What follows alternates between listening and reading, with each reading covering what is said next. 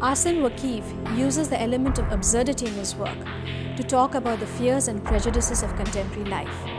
An architect by training, his work moves between art, design, sound, and architecture in some very complex interactive installations.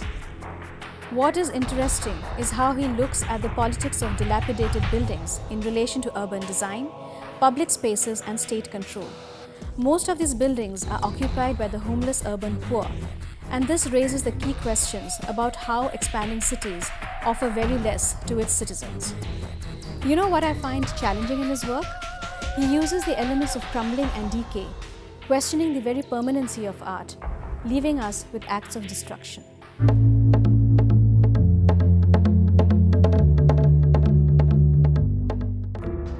Most of my projects are very contextual. It depends on the situation and what is around, the socio-political history. Also, I'm looking at urbanism, built environment quite a lot because I come from an architecture background. And a little bit into anthropology and how people behave in a space. So a lot of my work is in the public domain. So then each of those spaces, how they behave, what you can do over there, how it can affect some things.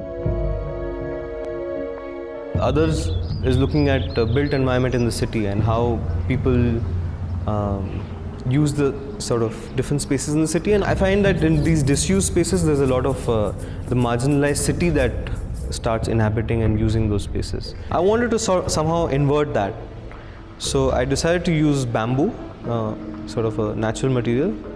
This project Hazard, within 2-3 days, I had some idea of, okay, I'll follow this sort of a geometry.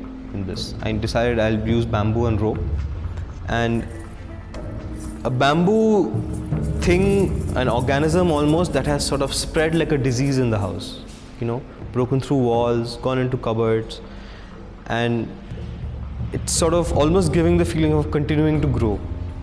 So that was the essential thing of that. I think there's a lot of value in things that decompose, that give way. So that has also creeped into my work in many ways.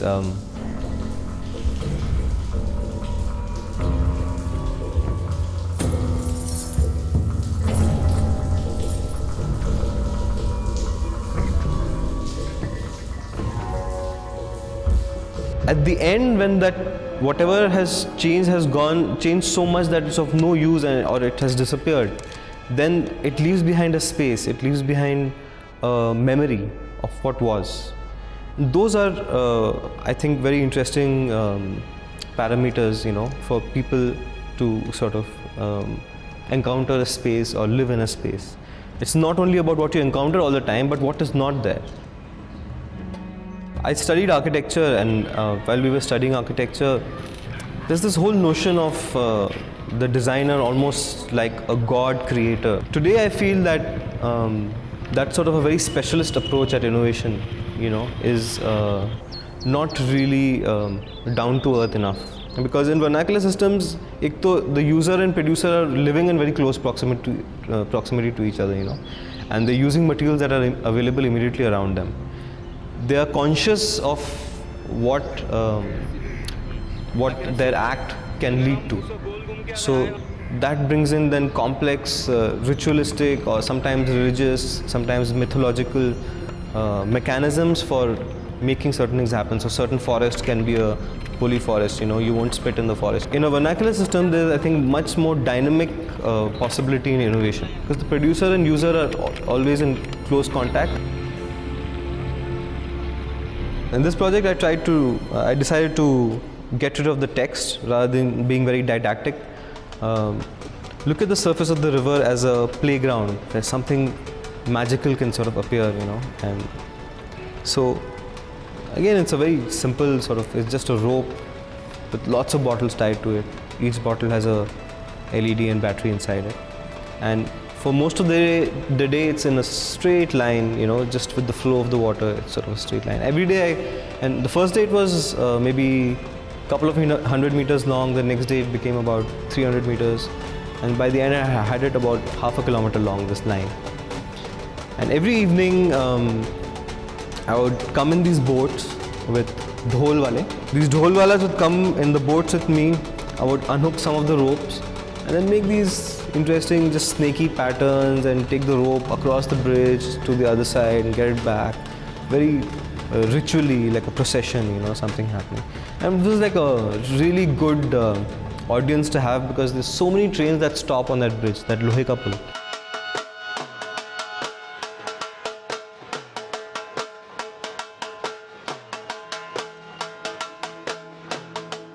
You know, you go, you take a flight, and you're going over a sort of a forest, and then a town appears, and you see this network that is spread into the terrain everywhere. The first project I did, a bamboo project, that became a really interesting, and I had no set idea of what I was going to make. Start with a certain process, and then as it develops, move to something else, and as it develops, move to something else. So it worked out into a really amazing sort of.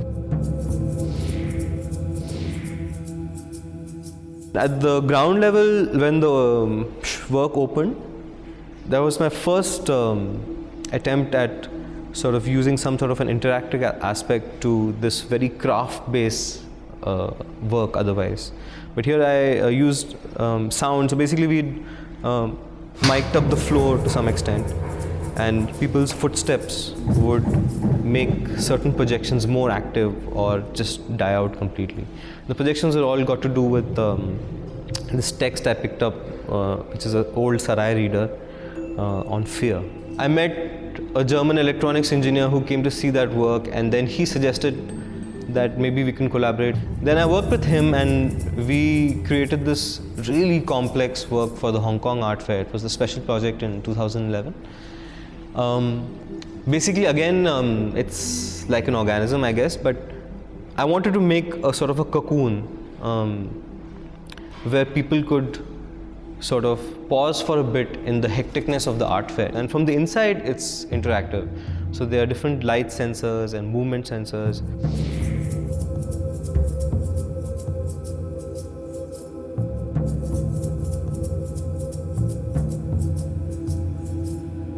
I've been quite distressed in some ways by the mechanisms the state uses to sort of control this abstract thing called terrorism, you know.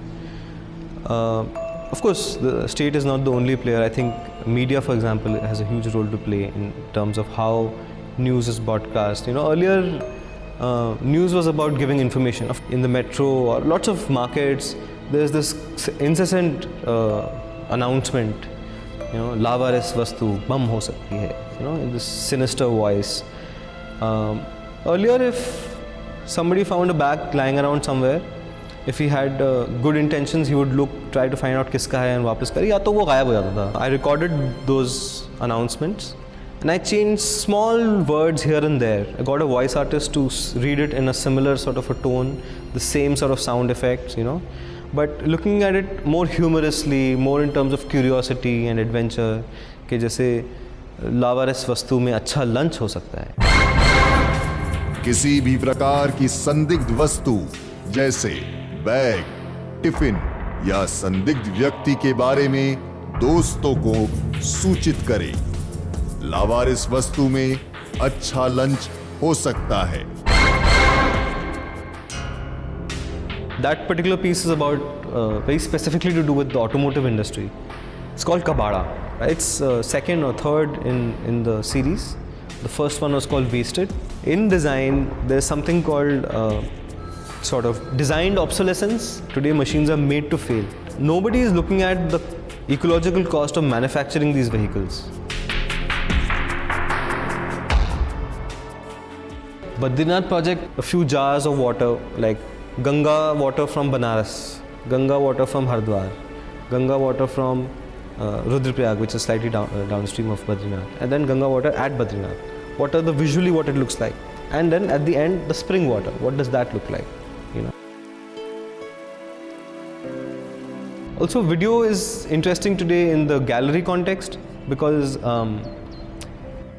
the gallery space traditionally is sort of a white cube space. It's devoid of any context. You open a door, you enter into this blank space that can be manipulated by the artist in any way.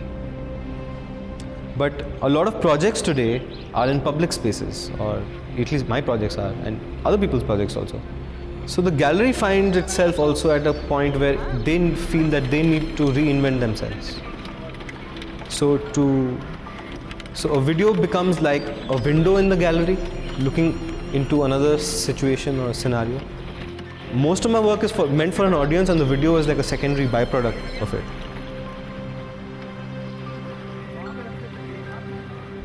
For me, a video is hopefully it's a manipulative mechanism where I can use the visual, the audio, and the aspect of the video, the aspect of the window, to transport people, the viewer, into some other space.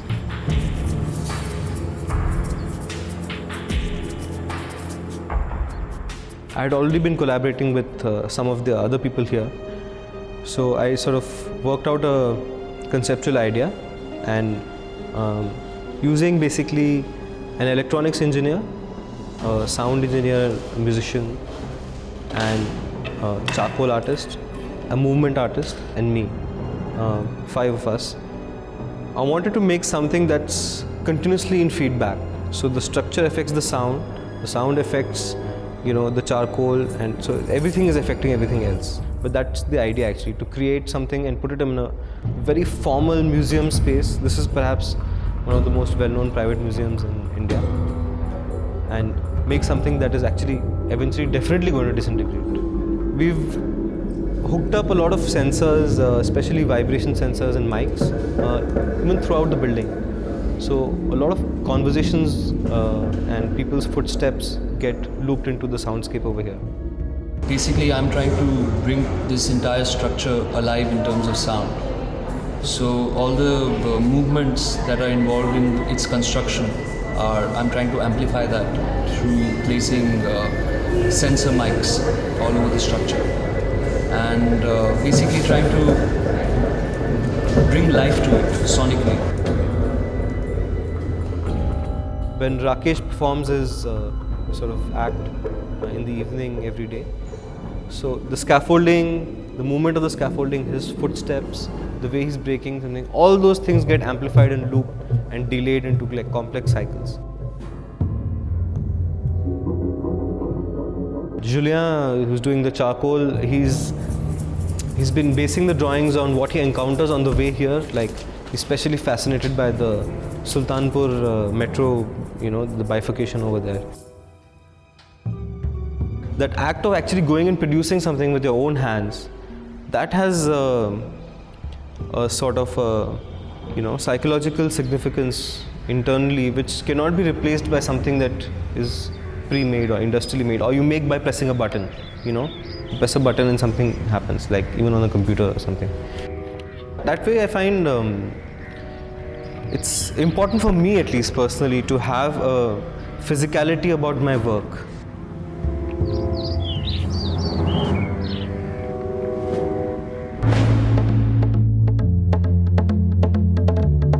In the workshop with the children, I actually initially started off with a very simple premise. I wanted to try and teach them something that they can do with their own hands.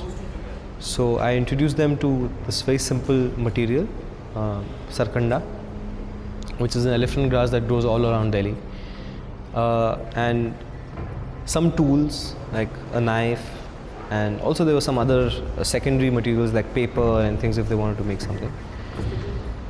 Conceptually, I said that we're looking at something very light, almost delicate, not giving them sort of ideas that can immediately conjure up forms, but letting them think about what lightness can mean, what delicate can mean. So then, after that, and then what is light, individually with each of the kids or each of the pairs actually.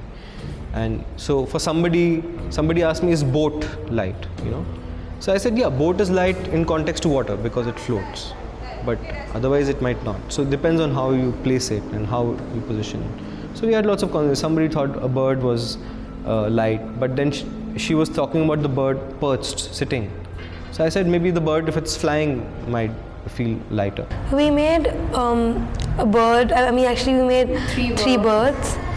using elephant grass and only elephant grass because we wanted to signify purity, because we wanted to use only one thing so that it signifies purity, and we made bird because just to signify beauty, and the theme given to us was lightness, and birds fly, so that signifies lightness well too.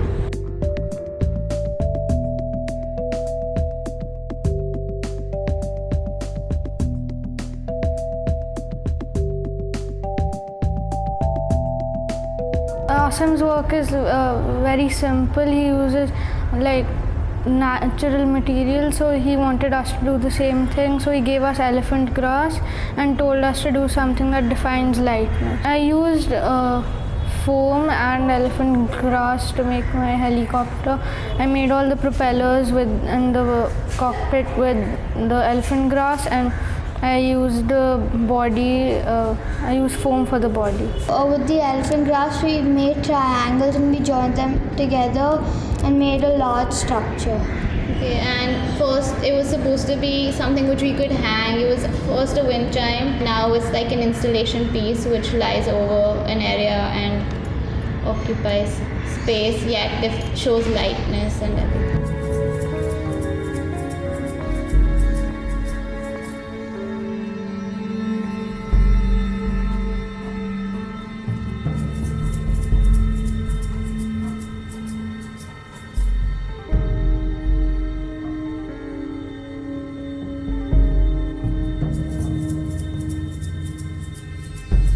And some of them developed very interesting ways of tying things together. Like I had showed them only 2 or 3 ways of tying, very simple rubber band techniques.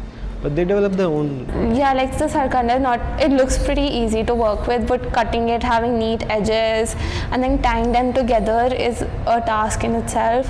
Like we tried to use different sort of knots. But the idea was that you have to not only finish the object, you have to find a place to put it, to house it.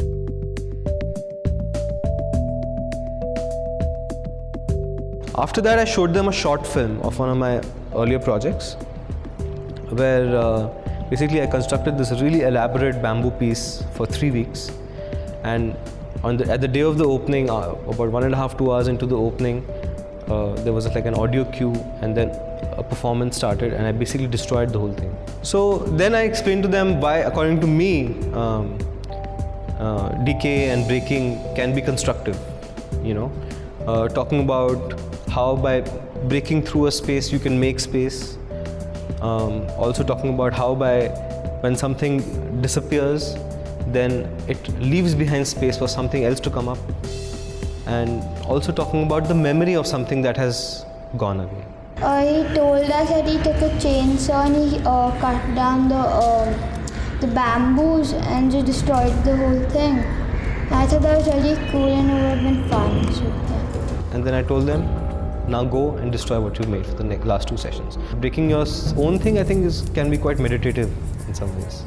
The actual process of stamping on it and pulling it apart was fun.